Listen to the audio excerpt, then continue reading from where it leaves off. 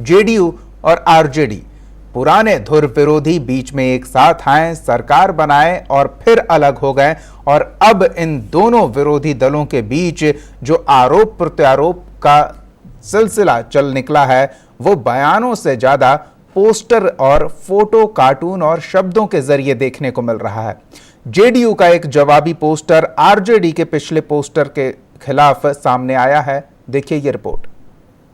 बिहार में poster war की राजनीति गर्मा रही है। कुछ दिनों से जेडीयू और आरजेडी के बीच पोस्टर वॉर चरम पर है।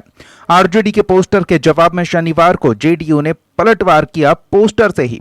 पटना के इनकम टैक्स चौराहा पर जेडीयू ने पोस्टर लगाकर लालू यादव के शासनकाल की याद दिलाई है।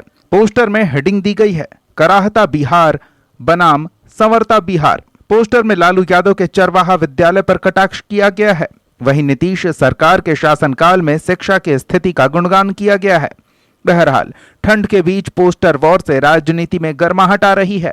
बिहार विधानसभा चुनाव के नजदीक आते आते बिहार के दो प्रमुख पार्टियों के बीच आरोप प्रत्यारोप का दौर और भी आगे बढ़ता दिख रहा है।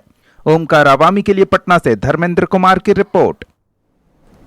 एक बार फिर रुख करेंगे पटना स्टूडियो का। ऐसा लगता है कि जेडीयू और आरजेडी के नेता एक दूसरे को न मुंह लगाना चाहते हैं, न एक दूसरे पर खुलकर कोई आरोप प्रत्यारोप करना चाहते हैं, लेकिन दूसरे माध्यमों का भरपूर सहारा ले रहे हैं और उनमें से फिलहाल पोस्टर्स काफी पॉपुलर हो रहे हैं। मनोज जी, पोस्टर के जरिए एक के बाद एक, कभी आरजेडी से तो कभी जेडीयू से, कभी जेडीयू से तो कभी आरजेडी से, ये आरोप प्रत्यारोप का दौर चल निकला है।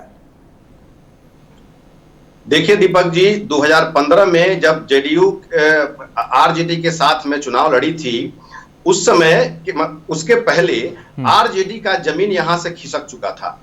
एक तरह से कहा जाए कि नीतीश कुमार जब आरजेडी के साथ चुनाव लड़े तो आरजेडी को कहीं ना कहीं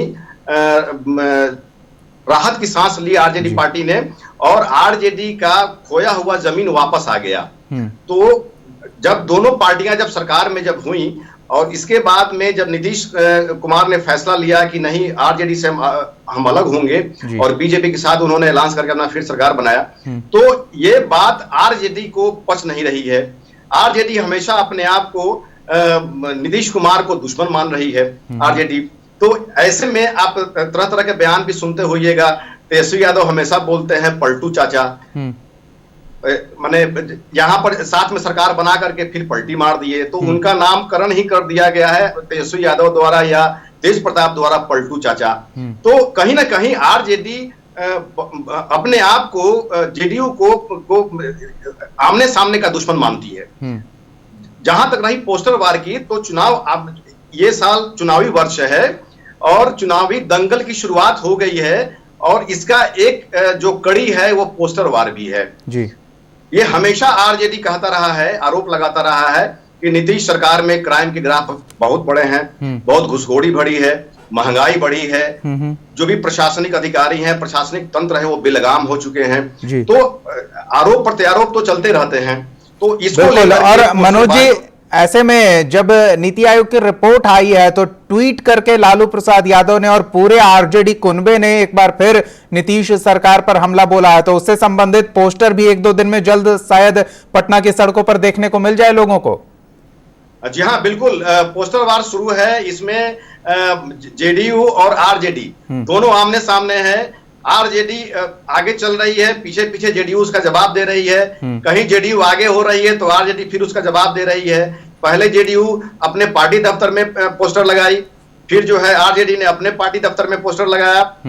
इनकम टैक्स ये मामला जो पार्टी दफ्तर तक ये सीमित था वो अब सड़कों पे आ गया है। इनकम टैक्स चौराहा पर ये सारे पोस्टर सज धज रहे हैं। नीति आयोग को लेकर के जो लालू यादव ने ट्वीट किया है, वो जो सूत्रों से जो खबर मिल रही है उस पर भी पोस्टर बनाए जा रहे हैं। हो सकता है कि एक दो रोज में वो भी पोस्टर सार्वजनिक हो जाए, चौक चौराहा पर दिखने को मिल जाए। चलिए, तो वो भी एक खबर जरूर होगी हमारे दर्शकों के लिए। तो हम संभावना जता दे रहे हैं अपने दर्शकों के लिए कि अगला पोस्टर आरजेडी खेमे से क्या आने वाला है, क्योंकि लालू प्रसाद यादव के बहुचर्चित चरवाहा विद्यालय पर जेडीयू ने इस पोस्टर के जरिए निशाना साधा है, तंज कसा है। तो नीति आयोग की रिपोर्ट पर, जिसे लेकर आरजेडी कुनबे ने ट्वीट कर नीतीश सरकार पर हमला बोला है, विकास से संबंधित और भी तमाम जो योजनाएं हैं उससे संबंधित नीति आयोग की जो रिपोर्ट आई है उसमें बिहार कोई खास उपलब्धि दर्ज करने में नाकाम रहा है, तो ऐसे में इससे संबंधित पोस्टर अगली बार आरजेडी की ओर से पटना के सड़कों पर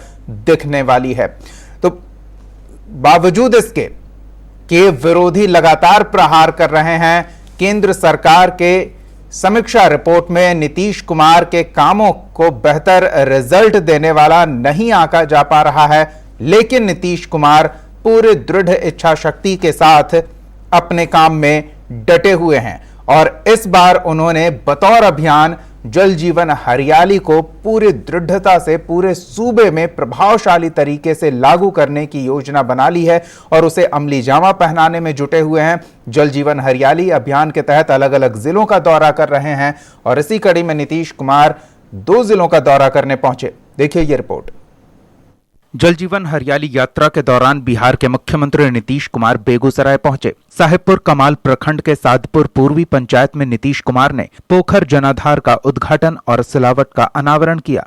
इस दौरान उन्होंने पीपल का पौधा भी लगाया। साथ ही नीतीश कुमार ने जल जीवन हरियाली अभियान से संबंधित जानकारी अधिकारियों से ली। मुख्यमंत्री के आगमन को लेकर परिसर को आकर्षक तरीके से सजाया गया था। वहीं रेड कारपेट बिछाए गए थे तो कहीं ग्रीन कारपेट। अधिकारी और पुलिस के आला अफसर भी मौके पर मौजूद रहे। बता दें कि जल जीवन हरियाली नीतीश कुमार की महत्वाकांक्षी योजना है, जिसके तहत पर्यावरण को बेहतर बनाने की दिशा में कोशिश की जा रही है। इसको लेकर सरकार कोई कोर कसर नहीं छोड़ना चाहती। ओमकार आवामी के लिए बेगूसराय से आरिफ हुसैन की रिपोर्ट। तो नीतीश कुमार लगातार दौरों में जुटे हुए हैं। जल जीवन हरियाली अभियान के तहत जो भी कार्यक्रम धरातल पर लागू किया जाना है, जिलों में जाकर उसकी समीक्षा कर रहे हैं, ऑन लोकेशन जाकर मुआयना कर रहे हैं कि क्या वाकई काम सही से हो रहा है या नहीं। मनोज नारायण सिंह जी, पर्यावरण संरक्षण की दिशा में ये काम बेहद ही महत्वपूर्ण है और नीतीश कुमार इसे अभियान मोड में चला रहे हैं। खुद क्षेत्रों में जा रहे हैं, अभियान की समीक्षा कर रहे हैं, अधिकारियों से परामर्श कर रहे हैं, लोगों से मुलाकात कर रहे हैं। क्या लगता है कितना प्रभावशाली होगा ये प्रयास? देखिए दीपक जी, ये जल जीवन हरियाली जहां जहां पर नीतीश कुमार जा रहे हैं वहां वहां पर पहले से ही मुकम्मल व्यवस्था की जा रही है। एक तरह से कहा जाए तो लोग ये चाह रहे हैं कि नीतीश कुमार जो बिहार के मुख्यमंत्री हैं हमेशा दौरा करने आए, कि जो भी तालाब हैं, नदी है या फिर पार्क हैं, सबका जीर्णोद्धार हो रहा है।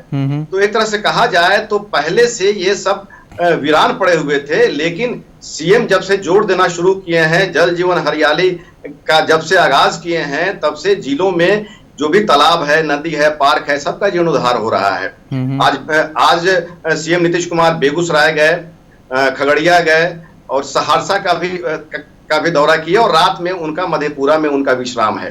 तो एक तरह से कहा जाए बेगूसराय में, मैं आपको दीपक जी बता रहा हूं कि बेगूसराय में जितने पोखर हैं सबको ठीक ठाक करने के आदेश दिए गए थे, लेकिन जिस तरह से बेगूसराय टाउन में वार्ड नंबर 40 में एक पोखरा को जो भू माफिया है वो रात भर में लगभग 10 हाईवे 15 हाईवा लगा करके आधा पोखर भर दिए थे। बिल्कुल, ये आश्चर्यजनक मामला सामने आया है। मनोज जी, आप हमारे साथ बने रहिए। आपने जब इसका जिक्र कर ही दिया है तो इससे संबंधित रिपोर्ट भी हम अपने दर्शकों को दिखाएं। एक बार फिर उन्हें बता दें कि ठीक एक रात पहले जब नीतीश कुमार जल जीवन हरियाली अभियान के तहत, जिसके तहत जल स्रोतों का पुनरुद्धार किया जा रहा है, जीर्णोद्धार किया जा रहा है, जल स्रोतों को जीवंत किया जा रहा है ताकि पानी की समस्या ना हो, ऐसे में बेगूसराय के वार्ड संख्या 40 में एक पोखर पर भूमाफियाओं के कब्जा किए जाने, अतिक्रमण किए जाने का मामला सामने आया। रातों रात बेगूसराय का पोखर गायब कर दिया गया साजिश के तहत। तो बेगूसराय में नीतीश कुमार के पहुंचने से पहले जो रातों रात साजिश रची गई, उससे जुड़ी यह रिपोर्ट देखिए।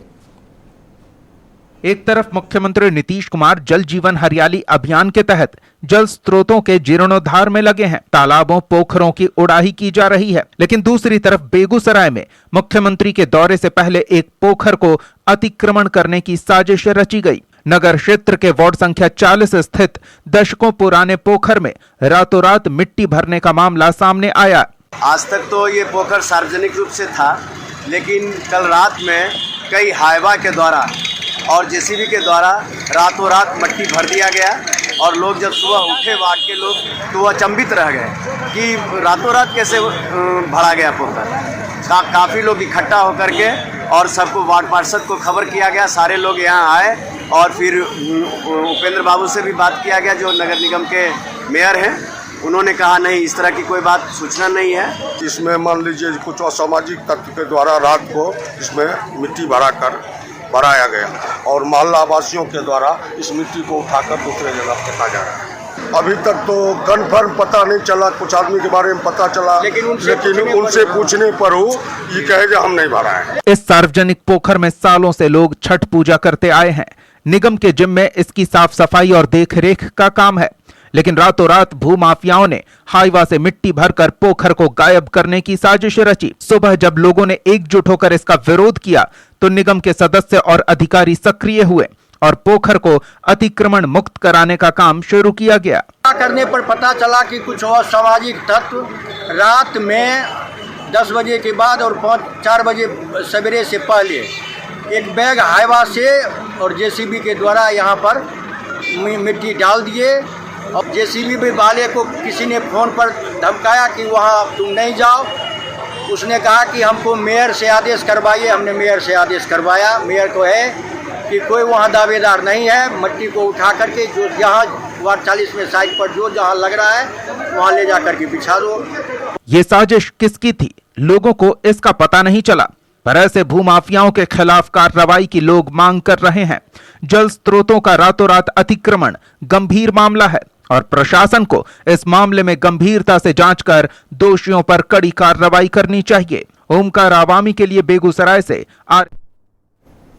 तो बेहद ही चौंकाने वाला मामला। बेगूसराय संवाददाता आरिफ हुसैन हमारे साथ जुड़े हुए हैं, उनसे जानते हैं कि आखिर क्या लोगों को पता चल सका कि रातों रात इस पोखर को गायब कर देने की साजिश किसके द्वारा रची गई थी। क्या प्रशासनिक अमला सक्रिय हुआ कि मुख्यमंत्री के दौरे से ठीक एक रात पहले कौन है जो इतना हिम्मत कर सकता है बेगूसराय में? जी आरिफ।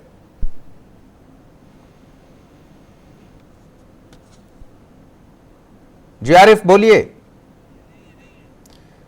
चलिए, संभवतः संपर्क नहीं हो पा रहा, हम दोबारा जुड़ने की कोशिश करते हैं। मनोज जी के पास चलते हैं और उनसे जानते हैं कि आखिर इतनी हिम्मत कोई भूमाफिया भी कैसे करे, क्यों वो सरकार की नजरों में आना चाहेगा इस तरह का दुस्साहस करके? कौन साजिश इस तरह की कर सकता है मनोज जी? देखिए दीपक जी, जल जीवन हरियाली जो है ये बहुत ही महत्वाकांक्षी योजना है नीतीश कुमार की, और नीतीश कुमार की जो दूरगामी सोच है उसका परिणाम है ये जल जीवन हरियाली योजना। उस सारे के सारे जहां जहां वो अपना जा रहे हैं, अपनी यात्रा कर रहे हैं, सभी जगह वो यही बात कह रहे हैं कि जल और हरियाली है तो जीवन है। जल जीवन हरियाली को लेकर के एक झांकी के लिए रिकमेंडेशन बिहार सरकार ने किया था केंद्र सरकार को कि 26 जनवरी को इसको झांकी में शामिल किया जाए। अपने देश के इस साल 26 जनवरी में मेहमान ब्राजील के राष्ट्रपति हैं, तो इसको कैंसिल कर दिया गया। पश्चिम बंगाल की भी जो झांकी की जो प्रस्तावना थी वो भी जल और पर्यावरण को लेकर के था, उसको भी सेंट्रल गवर्नमेंट ने, उसकी एक एक्सपर्ट टीम होती है जो सिलेक्शन करती है, कैंसिल कर दिया गया।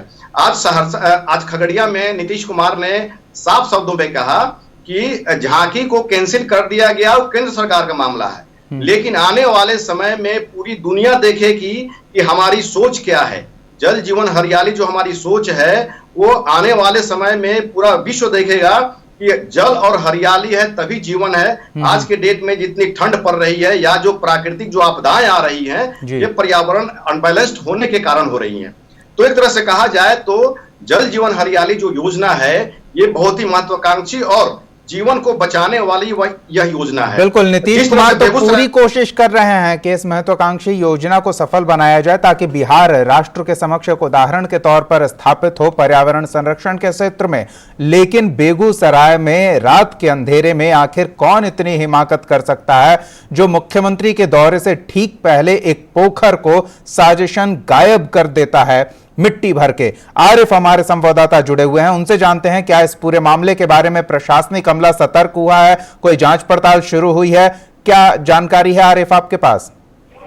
जी, मैं बता दूं कि ये नगर थाना क्षेत्र में सर्वोदय नगर एक शहर है, शहर में मोहल्ला है, जहां काफी दिनों से तालाब बना हुआ था, पोखर कहा जाए तो अभी आज बेगूसराय नीतीश कुमार को आना था जल हरियाली योजना को लेकर के। इससे पूरी रातों रात भू माफियाओं ने उसे पोखर को भरने की कोशिश की। अगल बगल के लोगों को बताया कि सड़क को चौड़ीकरण किया जा रहा है इसी को, लेकिन जब लोगों को पता चला कि किसी भू माफियाओं ने इस पर कब्जा कर लिया और इसकी मंशा गलत थी, तो जिसके बाद लोगों ने हंगामा किया।